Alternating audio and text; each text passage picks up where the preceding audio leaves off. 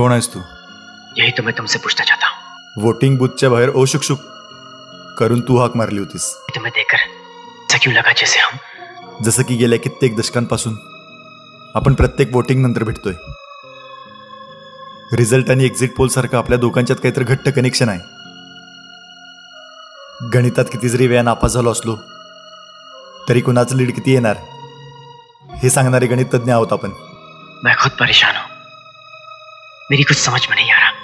पण मला समजायला लागले, गेल्या 7 जन्मापासून आपण प्रत्येक इलेक्शनवर पैज लावत आलोय।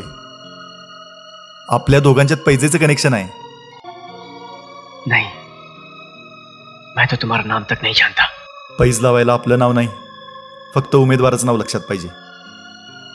आणि तसं जर नसतं तर तू मला परवा भेट 4 जून भेट 4 जूनला भेट असं का म्हटलंस?